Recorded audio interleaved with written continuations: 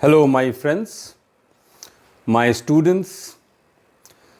आज का हमारा चर्चा सिर्फ और सिर्फ जून में होने वाला 66th बीपीएससी मेंस पे आधारित होगा। We are going to discuss today only on 66th BPSC mains. सबसे पहले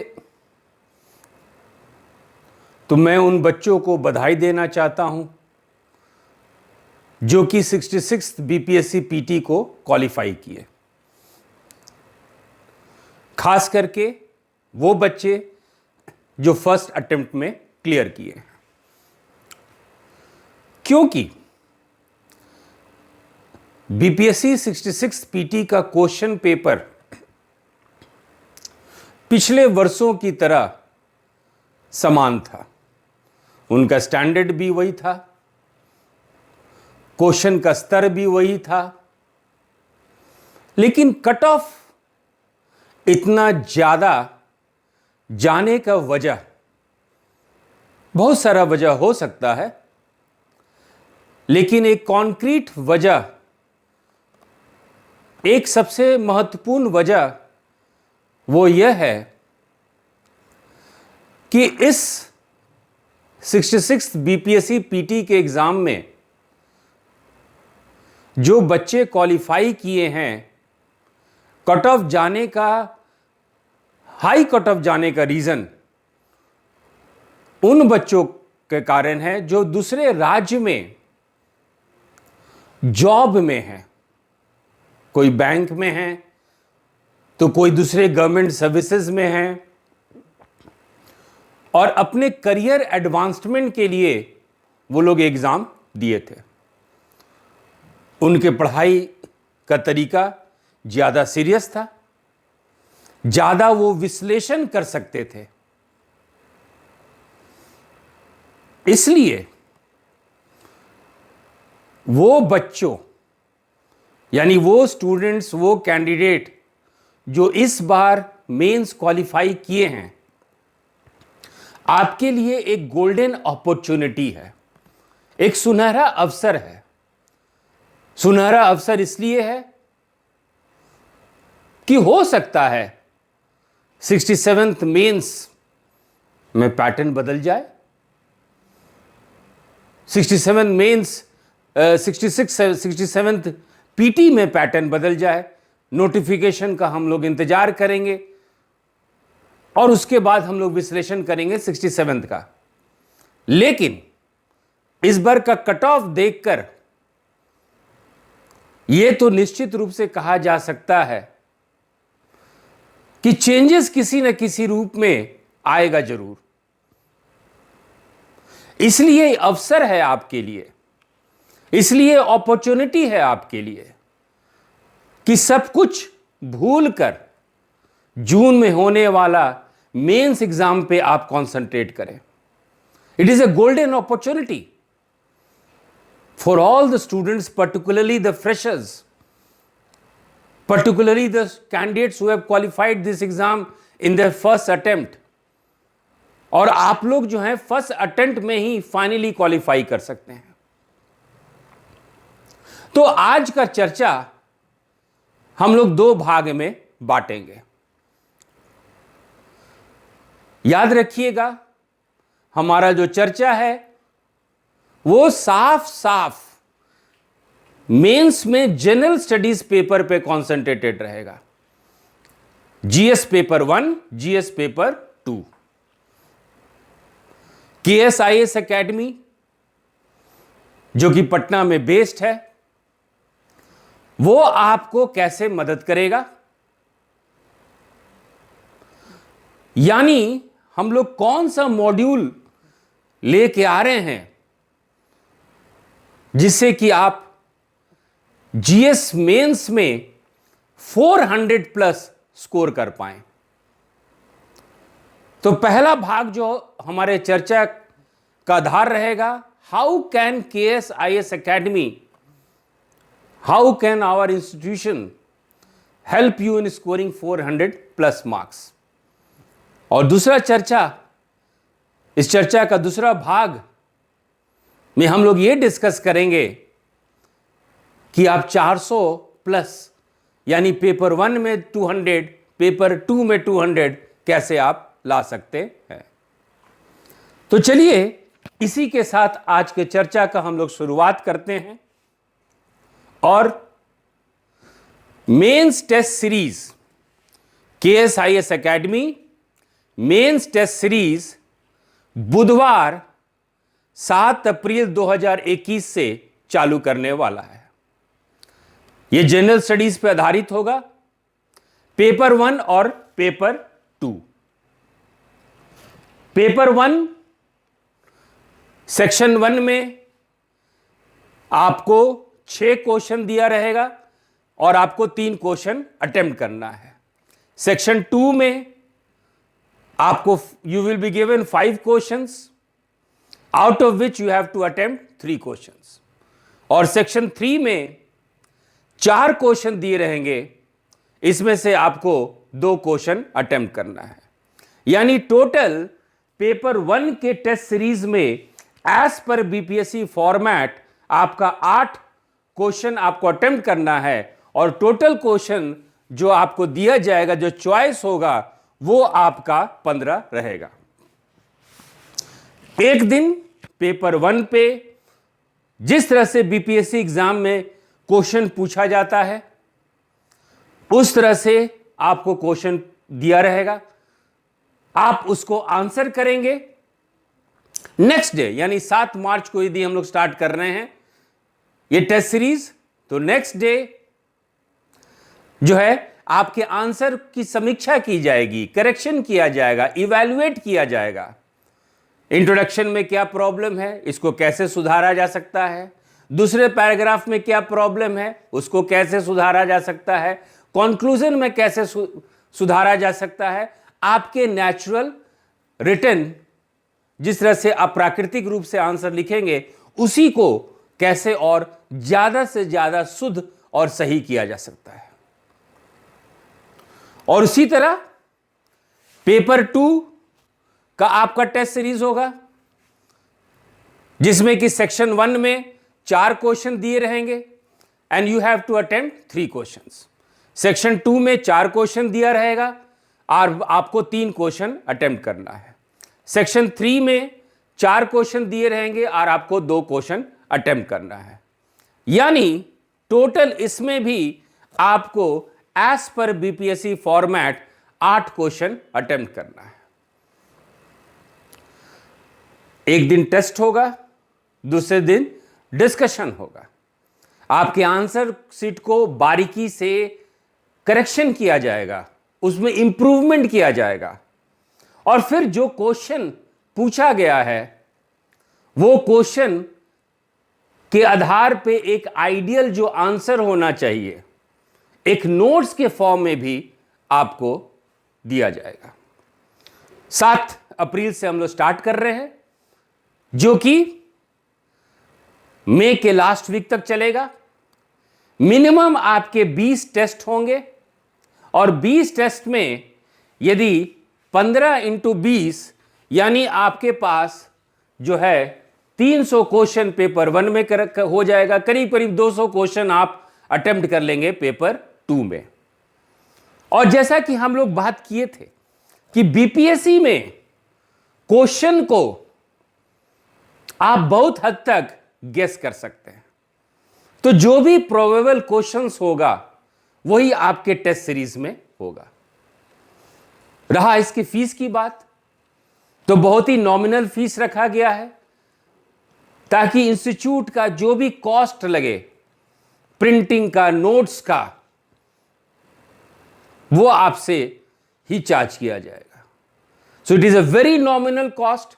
eight a very nominal cost, बहुत ही कम फीस में आपका mains test series KSIS academy 7 अप्रैल से, बुधवार 7 अप्रैल से ये शुरू करने जा रही है। अब सवाल उठता है कि इस टेस्ट सीरीज का हमारा टारगेट क्या है। इस टेस्ट सीरीज का टारगेट यह है कि हमारे बच्चे 400 प्लस स्कोर करके जीएस में लाएं। सवाल यह उठता है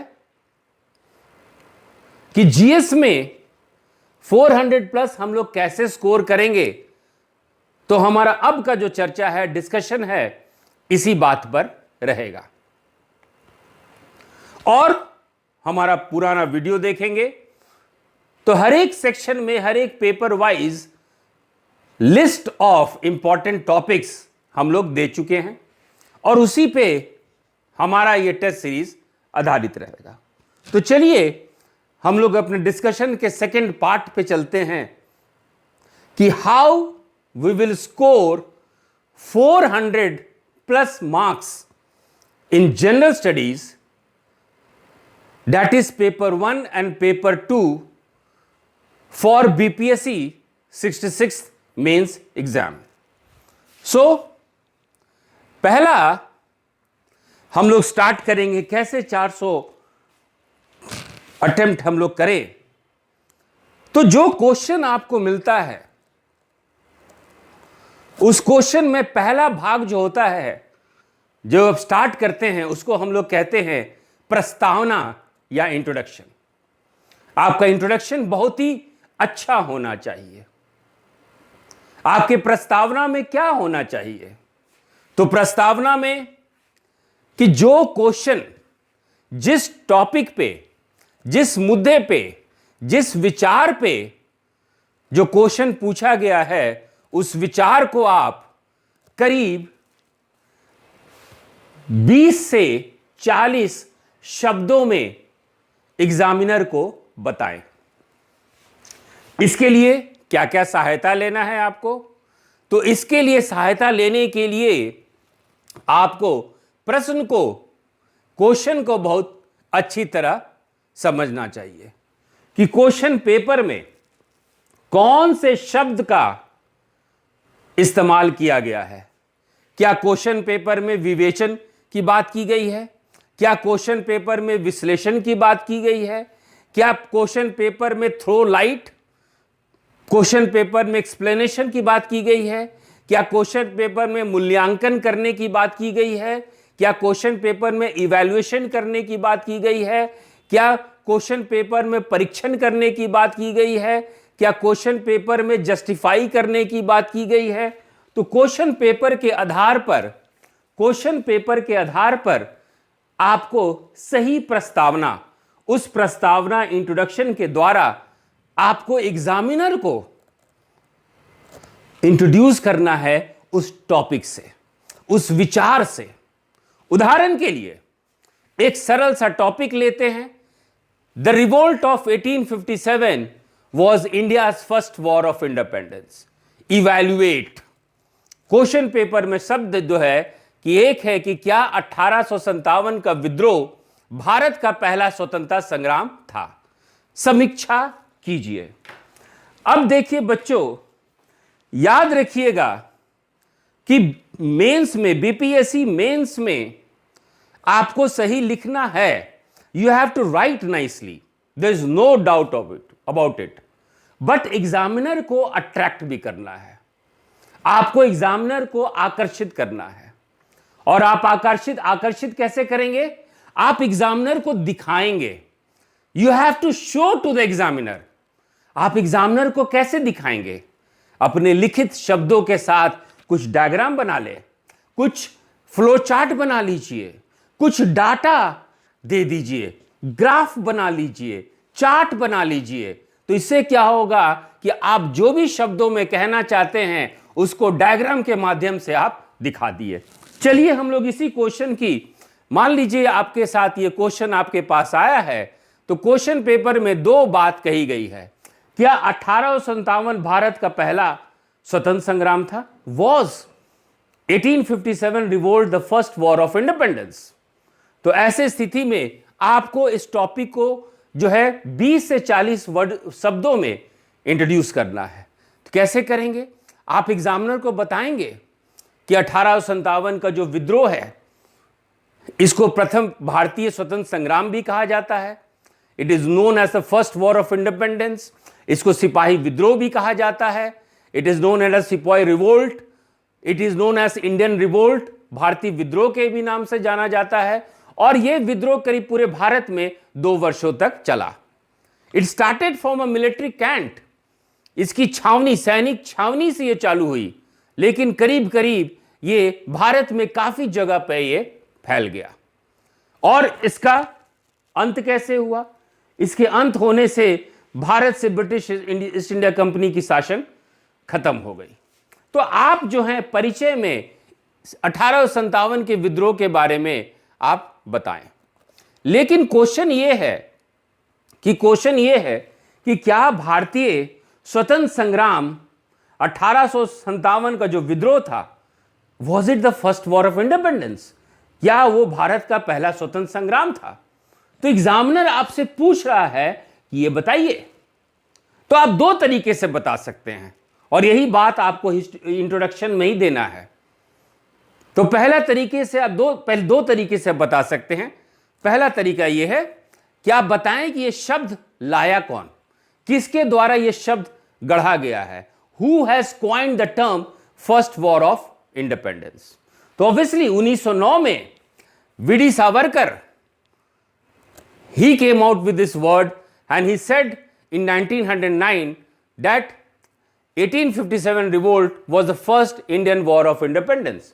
ये वीडी सावरकर की बात है।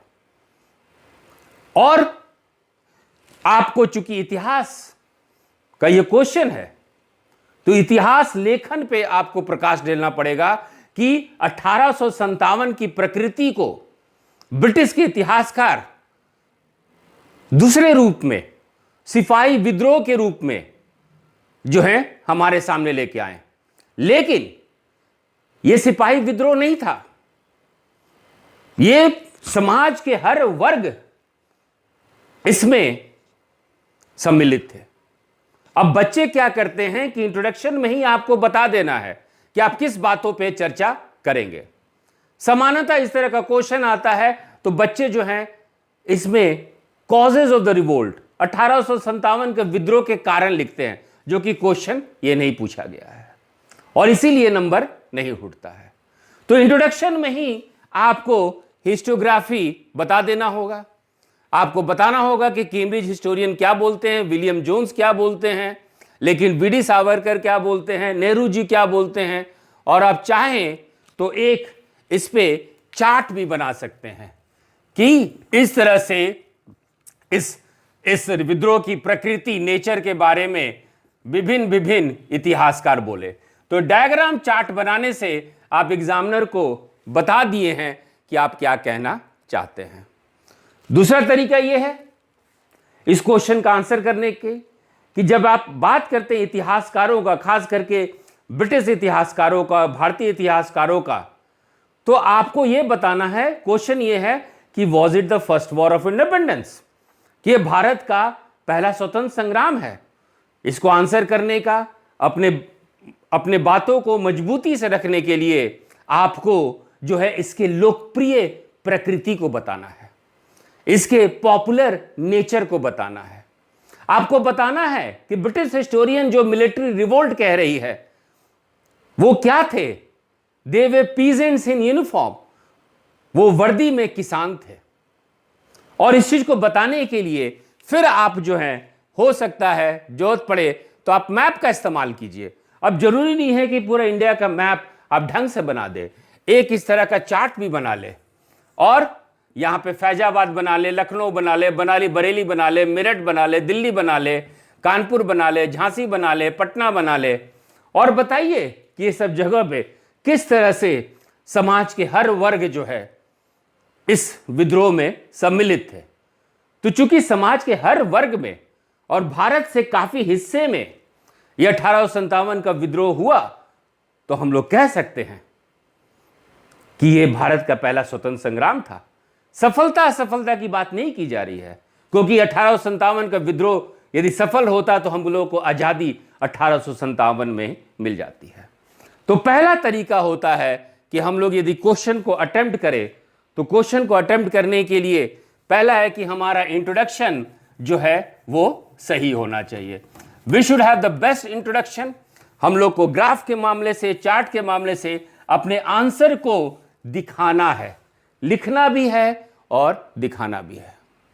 इस तरह से भी फिर बाद में आप इस तरह का भी आप चार्ट बना सकते हैं अपने आंसर में, और इस तरह से चार्ट बनाएंगे तो एग्जामिनर का नजर जो है चला ही जाएगा।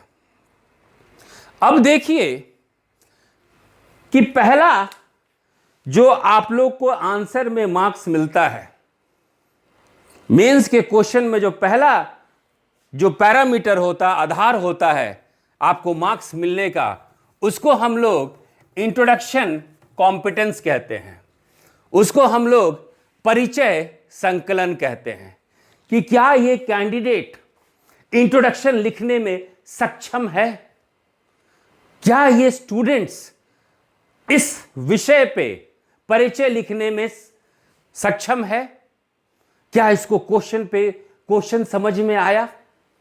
तो पहला जो आपको मार्क्स मिलेगा वो इंट्रोडक्शन पे ही मिलेगा। दूसरा, जिस आधार पे आपको मार्क्स मिलता है उस आधार को हम लोग कहते हैं कॉन्टेक्स्ट कॉम्पिटेंस। इंग्लिश में कहते हैं कॉन्टेक्स्ट कॉम्पिटेंस और हिंदी में कहते हैं प्रसंग संकलन। कॉन्टेक्स्ट कॉम्पिटेंस का मतलब क्या होता है, प्रसंग संकलन का आधार क्या है। यह है, इसका मतलब यह होता है कि क्या इस बच्चे के पास उतनी क्षमता है कि अपने आंसर को प्लान कर सके, अपने आंसर में क्या ये रणनीति बना सके, क्या इस बच्चे का आंसर में क्या वो पार्ट है जिससे कि इसका इंट्रोडक्शन और कंक्लूजन यानी प्रस्तावना और निष्कर्ष के बीच का जो भाग होता है जिसको हम लोग main body of the answer कहते हैं, क्या उस पे सही ढर्रे से ये चल रहा है कि नहीं। आप उदाहरण के लिए लीजिए कि क्वेश्चन हम लोग गांधी जी पे पेपर 1 सेक्शन 1 में गांधी जी पे क्वेश्चन आ सकता है, लेकिन यदि उसको इकोनॉमिक्स से मिलाएं कि गांधी जी का ग्राम एक आइडियल गांव कैसा होना चाहिए था, इस पे क्वेश्चन आ सकता है कि महात्मा गांधी का जो है एक गांव के लिए क्या दृष्टिकोण था, what is Gandhian paradigm of Indian villages. तो इसमें हम लोग जो पॉइंट डाल सकते हैं कि गांधी जी ग्राम स्वराज की बात करते थे कि गांव में ही ग्राम स्वराज होना चाहिए। गांधी जी का अर्थ होता है, गांधी जी का स्वराज का अर्थ है कि ग्राम से ही स्वराज होना चाहिए, यानी पंचायत सिस्टम, पंचायत प्रणाली बहुत ही मजबूत होना चाहिए। गांधी जी बेसिक शिक्षा की बात करते थे, गांधी जी हाइजीन एंड हेल्थ स्वास्थ्य की बात करते थे, गांधी जी अंत्योदय थे, सर्वोदय की बात करते थे। ये गांधी जी का एक सपना था कि भारत की गांव ऐसा हो। लेकिन गांधी जी का क्या यह सपना प्रासंगिक है? Is it relevant to today's world? Is it relevant to today's atmosphere competence? तो यहां पे आपको बताना होगा कि आज के माहौल में कृषि का विकास होना चाहिए, कृषि का एकीकृत विकास होना चाहिए, इंटीग्रेटेड एग्रीकल्चर होना चाहिए। गांधी जी का थॉट लिखिए। टेक्नोलॉजी, ये खुद साइंस एंड टेक्नोलॉजी में क्वेश्चन बनता है कि कृषि में प्रौद्योगिकी का इस्तेमाल, गांधी जी भी ये बात कहते थे। आपको आर्थिक समानता, इकोनॉमिक इक्वालिटी की बात करना है तो गांधी जी भी यही बात करते थे। और आपको सस्टेनेबल डेवलपमेंट यानी सतत विकास की बात करना है, गांधी जी का ये थॉट प्रोसेस था। यदि इस तरह के पॉइंट बना के आप अपने आंसर को लिखते हैं तो कॉन्टेक्स्ट कॉम्पिटेंस यानी प्रासंगिकता के आधार पर आपको नंबर मिलेगा। आप देखिए, इस क्वेश्चन को भी आप दिखा सकते हैं।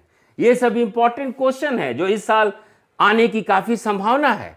आप बनाएं कि ये देखिए, ये पंचायत है, पंचायत के ऊपर जिला है, जिला के ऊपर राज है और राज के ऊपर राष्ट्र है। गांधी जी यहां से सशक्तिकरण करने की बात करते थे। Gandhi ji wanted that empowerment should start from villages. इसको कहते हैं कॉन्टेक्स्ट कॉम्पिटेंस, इसको कहते हैं हम लोग प्रासंगिकता। अब जो तीसरा आधार है जिसपे आपको नॉलेज टेस्ट किया जाता है, जिसपे आपके मार्क्स मिलता है, तीसरे आधार आंसर, सही आंसर होने के लिए 400 नंबर लाने के लिए जो तीसरा कॉम्पिटेंस होता है उसको हम लोग कंटेंट कॉम्पिटेंस कहते हैं, प्रकरण संकलन कहते हैं। इसका देखिए, इसका मतलब क्वेश्चन के उदाहरण से समझिए। मान लीजिए आपका क्वेश्चन है कि impact of science and technology in agriculture, या कृषि में प्रौद्योगिकी का इस्तेमाल, और क्वेश्चन का दूसरा पार्ट है use of science and technology in Bihar in agriculture, Bihar में कृषि में प्रौद्योगिकी का इस्तेमाल। तो क्वेश्चन दो पार्ट में है। तो पहला पार्ट में आप लिखेंगे कि कृषि में क्या क्या प्रौद्योगिकी का इस्तेमाल हो सकता है, मशीनीकरण, मैकेनाइजेशन, ट्रांसपोर्टेशन पे आप लिखेंगे, उत्पादन उत्पादकता पे लिखेंगे, प्रोडक्शन एंड प्रोडक्टिविटी पे लिखेंगे। इस पे क्वेश्चन आ भी चुका है पिछले साल। जो आपका फसल है उसको आप ऊर्जा के स्रोत के रूप में इस्तेमाल करेंगे, जैसे कि सोयाबीन पे आपको बायोडीजल बना सकते हैं, कॉर्न बेस्ड इथेनॉल बना सकते हैं। ये सब चीज आप बात करेंगे। और फिर आप बात करेंगे बिहार में कृषि में प्रौद्योगिकी का इस्तेमाल। तो पहले तो आप इसमें बात करेंगे कि बिहार में कौन कौन सा रिसर्च इंस्टीट्यूट है, कहां कहां अनुसंधान चल रहा है, कहां कहां जो है नवाचार की बात कर रही है, कौन कौन से संस्था बिहार में कार्यरत हैं। फिर आप बात करेंगे कि हनी बी के बारे में, सीड प्रोडक्शन के बारे में, सीड विलेज, कृषि में इंटीग्रेटेड फार्मिंग, एकीकृत फार्मिंग, वर्मी कंपोस्ट, ये सब जो है मुद्दे पे आप चर्चा करेंगे। और ये सब मुद्दे पे क्यों चर्चा करेंगे? क्योंकि आप बताएंगे कि बिहार में कृषि में कहां कहां प्रौद्योगिकी का इस्तेमाल हो रहा है, सरकार की कौन कौन सी स्कीम है, कौन कौन सा प्रोजेक्ट है जहां पे एग्रीकल्चर में टेक्नोलॉजी का इस्तेमाल हो रहा है। ये सब यदि आंसर देंगे, सीड रिप्लेसमेंट रेट का कॉन्सेप्ट बताएंगे, वर्मी कंपोस्ट फार्मिंग का कॉन्सेप्ट देंगे, ऑर्गेनिक फार्मिंग का कॉन्सेप्ट देंगे, तो आपके अपने आंसर को आप चार्ट के रूप से, ग्राफ के रूप से, डाटा के रूप से, स्कीम्स के कितनी परियोजना चल रही है, कितने प्रोजेक्ट चल रहे हैं, इसके हिसाब से भी आप जो है अपने आंसर को अच्छी तरह कर सकते हैं। चौथा पांचवा जिस आधार पे, उसको कहते हैं alignment competence, structure and presentation competence. इसको हिंदी में कहते हैं संरक्षण क्षमता, संरचना और प्रस्तुति संकलन। प्रस्तुति संकलन, इसका मतलब यह होता है कि आपका पहला पैराग्राफ और दूसरे पैराग्राफ, दूसरा पैराग्राफ और तीसरे पैराग्राफ में किस तरह का संबंध है। कोई नया आइडिया आ रहा है, इसी तरह तो आप नहीं उठा के डाल दे रहे हैं। लिंक होना चाहिए, हर एक पैराग्राफ दूसरे पैराग्राफ में लिंक होना चाहिए। आप देखते होंगे फिल्म, तो हर एक फिल्म में एक सीन और दूसरे सीन में संबंध होता है। जैसे जैसे सीन आगे बढ़ता है, आपको फिल्म के बारे में ज्ञान बढ़ता है। उसी तरह आपके आंसर में जो भी बाद का पैराग्राफ हो, उसमें आप बताएं कि हमारे आंसर का सीन जो है आगे आगे बढ़ रहा है। जैसे कि फॉर एग्जाम्पल आपसे बात किया जाए अनुच्छेद 21 का महत्व, इंपॉर्टेंस ऑफ आर्टिकल 21। आर्टिकल 21 में आप चर्चा करेंगे इसका इंपॉर्टेंस क्या है। तो राइट टू लाइफ, तो लाइफ के बारे में, जिंदगी का मतलब, जीवन जीने का अधिकार, इसका मतलब क्या होता है।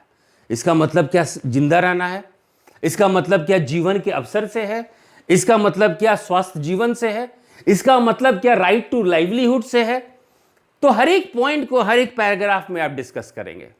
और इस तरह का यदि क्वेश्चन आता है तो 99.9 स्टूडेंट्स जो हैं ये बात कर देंगे, इसमें निजता का अधिकार डाल देंगे, राइट टू प्राइवेसी डाल देंगे, जो कि क्वेश्चन ये नहीं है।